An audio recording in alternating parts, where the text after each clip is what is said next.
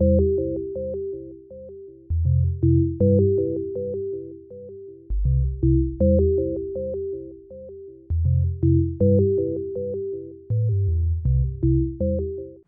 there, I'm Stan Stolniker at the Global Fund Forum in Bermuda on the Hub Culture Pavilion Terrace. And joining me now is Chris Fineburg, who is the advisor and director at Greycourt, which is a large investment advisory firm based out of New York? Based out of Pittsburg. Pittsburg, right. So you guys are a little bit farther west, huh? Just slightly. Bit of a renaissance going on in Pittsburgh, I've been hearing, with Uber and Google opening up there. Yeah, cool stuff happening. It's been based mainly around the universities and the medical center, but it's kind of an Eastern technology hub now. Yeah, there's a lot of venture capital money going on there, and new companies growing. So Greycourt is managing investment capital for a large number of family office and other investors. What are you guys seeing happen in terms of the strategies that those like institutions or entities are asking you to deploy? Are those strategies changing? So there's a saying in the family office market that once you've met one family, you've met one family. So everybody is different into their own. So one family's goals are not necessarily another's. So every client is customized, but there are some trends. I mean, just within client goals, there's always a need for income and preservation and spending. And that could be for charitable purposes, or that could be just straightly to preserve the family standard of living. So to grow that on a net of tax, net of inflation basis, currently where bond yields are is very difficult. So we're very focused on income strategies and ways to sort of support that spending and create a buffer. Other clients, I think we talked a little bit about before, social impact, sort of looking at doing social good with their money. Being proactive at one extreme and pursuing social goods, whether that's environmental or causes that are important to the client, and at the other extreme, at least not doing bad. Right. So tell me a little bit about some of the things that they're investing in. Like what are the asset classes and the actual products that not necessarily specific funds, but what are the areas that these family offices and other investors are focusing on right now? Where do they see the yield? Pretty much we are always fully invested across a broad range of asset classes. That's global equities that are publicly traded, bonds, to some degree high yield, although that has been less. But all asset classes are in play. On the private side, hedge funds, private equity, and real estate. The common theme is that with global central bank policy supporting balance sheets, everything has become more expensive, with bonds being the foremost of those. Bond prices are driving up prices for everything else, either on a relative basis, making stocks look cheap compared to bonds, or making companies more expensive because I can finance them with cheap debt and buy them out. So with that policy, it's been a lot more difficult, and it becomes, through the success of central banks inflating asset prices, albeit they have not succeeded in achieving very strong growth yet, despite a number of years of intervention. It's kind of a relative game right now. What happens when the intervention stops? We'll have to wait and see. We've been at this a long time. Growth should slow. You will have to repay debt at some point. And if you don't already have fast, relatively good growth with very strong intervention, I think that's a real question mark. And this is a monetary experiment that is nearly unprecedented, and we don't know how it ends. So, to that point, you need to run a fairly balanced portfolio. I mean, our expertise is in kind of multi-generational wealth for wealthy families, or infinite-lived endowment and foundation assets. The goal is to be around. Yeah, so your clientele is, you could argue, very risk-averse. Yeah. Because wealth preservation is a very different thing than wealth creation. Exactly. So there's most wealthy families, or genesis of wealth, came from a concentrated position. You ran a company, you did something, it could just be a lottery win, but it tends to be a single event.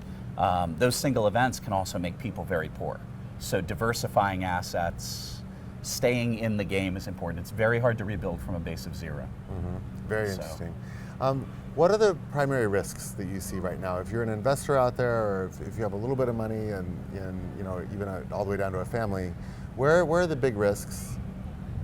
So this is going to go back to a kind of a textbook answer, but it's important. Always understanding what your goals are and your risk tolerance, because that's your profile.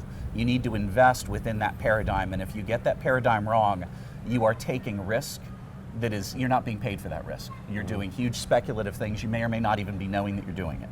But getting those factors right is first. So you have to have the plan and then existing within those. Assuming you have the plan correct,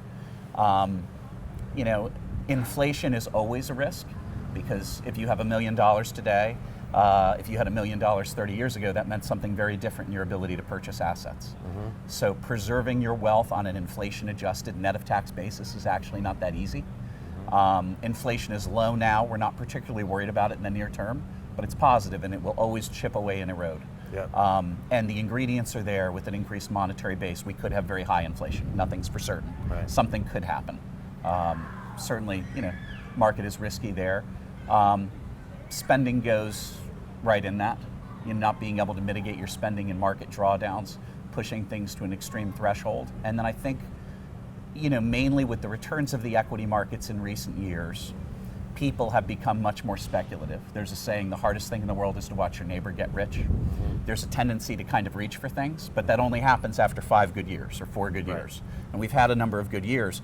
I would argue this is the absolute wrong time, maybe not the worst time to reach for something. Yeah. But as those past returns build up, the next 5 years are rarely like the last 5. Well, so that brings us over to digital currencies. So do you see any interest from your clients in the digital asset or the digital currency space, VEN or Bitcoin or these other emerging assets? And what's your view on the risk of those assets going forward? Because Bitcoin, as we know, had a very large rise up and then it's really fallen back down. Do you think it's poised for recovery, or is it really just about speculation with these assets? Well, if you think about what a currency does, it's a medium for exchange.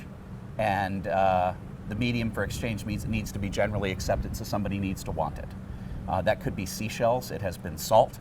Yeah. Gold is tradition. I mean, I'm not going to tell you gold is a good and bad investment, but it will preserve capital. Someone out here will take your gold in exchange for goods. It might be hard one day, but you'll figure it out.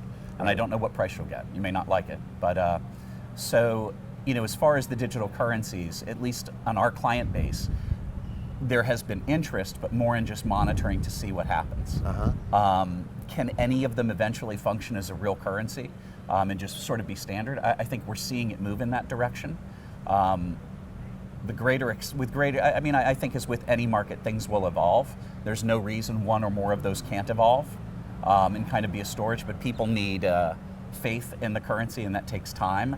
And then they need to know that it will be accepted, and that's regulatory. Right. So there's obviously, this is a path, and it's going to take time, as with all things. Yep. Yep. What's your? By the way, we came off the gold standard at one point with the U.S. dollar, and there was a lot of volatility too. It's not. Yeah. A lot of things can happen. I don't think we'll be going to a VEN standard anytime soon, but certainly, liquidity is increasing. What's your? As we sort of wrap up here, what's your favorite asset out there right now? What are you most interested in, and kind of attached to that, what makes Greycourt different?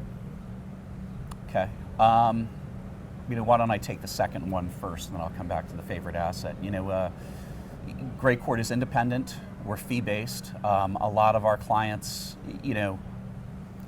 we have said in the past that the large banking models where the banks are paid to produce product and then sell the product to their clients, that product may or may not be in the client's best interest, but it will always be in the bank's best interest to sell that and develop that product. 100% of our revenue is purely from our clients. We could be wrong, we could make a mistake, but there's no doubt on which side of the table we sit. We have no incentive otherwise than to serve them. As far as assets today, I've said before that bonds are the most expensive thing in the world. You need to have some. Could just be cash, could be short-term bonds. Nothing does what they do. So you need to run within that kind of developed plan and risk paradigm some type of balance because it's uncertain. Are bonds your fallback hedge?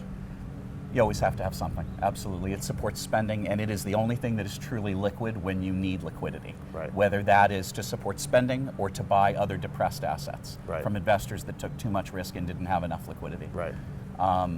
So as far as assets that we like, we are trying to decrease market risk assets, to the extent that we can find an investment process that is a lot more elbow grease or selling to a buyer that can afford to pay more. So sort of taking things up market. Yep. Elbow grease products are good and you're paid for them, and that takes out a lot of market risk. Or it's similar to traditional value investing. It puts a sort of a downside value on something and mitigates loss. Great, great. Thank you so very much. Thank you. Chris Fineburg from Greycourt here in Bermuda. I mean, what a beautiful day. I wish we could get to the beach. Feeling we're all going back inside for a long time, but this was We are. welcome. Thank you. Thanks so much, Chris. Thank you. I'm Stan Stolniker with Hub Culture here at the Global Fund Forum in beautiful Bermuda.